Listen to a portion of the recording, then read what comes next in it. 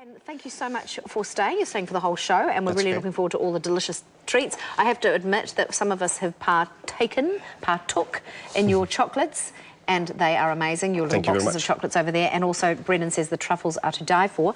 You've done 3 different types. Let's go through them and how you store them and present them. Cool. So basically, I've finished them with different finishes. So this one's got just chocolate shavings, chambered roasted almonds, and cocoa powder. And the only thing with these truffles, they are not very good for travelling. But if you need to store them, and for example, it's a hot day, you might want to put them in a fridge. What is very important is to put them into an airtight container. What that will prevent them from is obviously absorbing the smells and the moisture from the fridge. Yes. And very important step as well is once you take them out of the fridge, you must leave them in that container so they got chance to equalise in temperature. Because if you do not, all the condensation will then appear onto the truffle. So if you leave them in a container, you will not have the trouble with that. So if you leave them there for at least 2 hours, then you can serve them and they will look like they've never been in a fridge. But they're always good to serve at room temperature as the flavour will be that much better. So is it really bad to put chocolate in the fridge? Because I love chocolate out of the fridge. It's not a bad thing as long as you cover it properly and as long as you don't put it in just there, you know, without wrapping, because then you will get all the other tastes of the fridges. Because chocolate, what it does, it absorbs moisture and tastes. Oh, interesting. Yes. Well, wonderful stuff. They look gorgeous. And you could have them after dinner. Yep. What other times could you serve them? They are fairly rich items, especially because we use the 70% chocolate, saying that if you make milk ones or white ones, they are a little bit lighter. So, you know, I say chocolate time is any time, morning, afternoon. And Asta says that she only eats chocolate in the morning so she can keep her svelte figure. There you go. So that's her rule. Let's get on to the cake. All right, so what we're going to do is what I've got here is... Look at it, heart attack in a pot. What we're going to do is basically we need the mud cake comes in 2 stages. So first there's the chocolate and the butter and water, which I just kind of for speed purposes boiled, and I'm going to weigh it up and pour it, and that will partially melt this, but it will also, if not, you just put it onto a stove and melt it. So once that happens, that's basically the first stage of the cake, and you need to let that to cool down. Okay. And I'll help to cool it down by adding the remaining or the second part of the water, which is cold water. So I use some hot to melt it, and then some cold to cool it, because it's all about just getting it all together, and then that's really it. So all I'm going to add is just 200 mils of water, so hopefully I weigh it properly. So is your wife in the same biz as you, or does she do something else here? No, she's not. I mean, she did help a lot when we, you know, opened for the first time, and that was really good. But no, she's a theatre nurse, so that's what she loves to do, and you know, I kind of admire her for that. Good on her. So is she doing that at the moment while having your little boy? Yes, she is. Yeah, she's good on her. Working full time, but she does like her job, so that's kind of helps a lot. I think, you know. So do you have your son? His name's Alec. Is it Alec? Alexander? Alexander, and is he in daycare then? He does goes to a crash. Yes, he goes to there, and he kind of enjoys it because he was a bit shy when he was little, and you know, it helped him to open up to you know, people and be a bit more friendly, because we don't have much of friends. Well, you know, it kind of sounds bad, but we do work. I'll be your friend. No, we do work a lot, so you know, I mean, it's quite nice to for him to be able to socialise with others as well. So. Oh, that's lovely. So yeah, I love creches too. It was good for my daughter as well. So this is not melting, you know.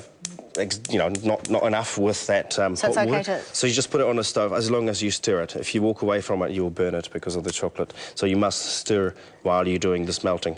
Now, you mentioned in the first segment about this whole idea about cocoa butter, and if you look on the ingredients, making sure it's got cocoa butter. Are some of those, and we won't mention names, of course, but are some of, well, the American chocolate, I remember when I was in America, it's very plasticky. Yes. Is that because it hasn't got cocoa butter in it? That's right, because of the beautiful thing about cocoa butter is that it melts at body temperature. So as soon as you eat it, it will melt in your mouth just that quickly. But all the other replacements for the butter, which could be all sorts of different fats, but they're generally vegetable fats, I have 39 degrees of melting point, so that means... Unless you've got a fever. That's right. So it just takes that little bit longer for the chocolate to melt, and therefore you're ending up with kind of a waxy feel in your mouth, and the release of the flavour is not as good and quick as the one when you've got the chocolate, which does contain cocoa butter. So why don't all manufacturers use cocoa butter instead of the palm oils and things? Because it's quite expensive. And that's one thing, and also you need to do the process of pre-crystallizing this fat, the cocoa butter, in order to set again. So because it has 5 different types of crystals inside of the cocoa butter, which sets at different ways. But it's quite complicated, so I will not get into too much of details. No problem. Also with when you're making chocolates in New Zealand, though, the ingredients are not from New Zealand, are they, generally? No, I mean, the beans themselves don't grow in New Zealand, so they Does all... it have to be hot? It has to be, it's 15 degrees off the equator, up or down. Okay. So that's where the beans grow. So you could even grow them in Australia, but they don't. But anything from there, so the countries that we know about are Ivory Coast, you've got Ghana, you've got Ecuador, and all these countries which are very based on there, because they need quite a humid, warm, but sheltered kind of surroundings. So it's very important. So you import the cocoa beans here, or do you import the chocolate? We actually import the chocolate in the button form that you've seen in the pot, because obviously the process to get the chocolate from the bean to there, which is called from bean to bar, is actually quite, it's quite involved. All right. And where do you, is that Belgian We do chocolate? use Belgian chocolate. It's a Callebaut chocolate, which I feel that is, suits Everyone me, and I thinks like that Belgian chocolate's the best, don't they? Or Swiss? Swiss, Belgian, French, they do. But in saying that, I say always taste your chocolate. It doesn't mean it just because I come from Belgium it's going to be good. Taste it, and if you like it, that's good, isn't it? What's the chocolate industry like in the Czech Republic? It's growing. It's growing. It's kind of, we had a lot of not the best quality chocolate, but it's coming together, and the standard is being lifted. And I feel the same way in New Zealand. It's growing. The taste for better quality chocolate is definitely growing. The Czech Republic is a beautiful, beautiful place. What are their signature dishes? Isn't it like a goulash, or what's the... I think in what I remember is a sauerkraut, dumplings, and pork. And the pork's either roasted or generally put roasted pork. Do you miss home? Of course, yeah, I do miss it, because you don't have the child memories that you grew, like you go to places and it just reminds you of things that you go, wow, I remember when I was that little and, did things like that there and there. But yeah, it's okay. Every country has its own pluses and minuses, but... Of course it does. All right, but if I can kind of touch on this again. So this is all melted. Of course you can. Sorry. No. So this is all melted now, so we don't want to get it too hot. There's no need for it, as long as you melt the butter and the buttons. And now, so we had the first part of water, and I'm just adding in cold water to it. And what that will do, it will just help with the cooling, really. So it has no other... And that's it, and you just stir it, and then this is your first part of the mud cake recipe. Wonderful. Later on, we will add the other ingredients to it. So this needs to cool, but also, just before we go, we need to put on the glaze, which is the glaze that we're going to later on finish off the cake with. All right, so let's just very quickly do that. Yep, so that's very simple. All we need to do is to put these three ingredients into a pot.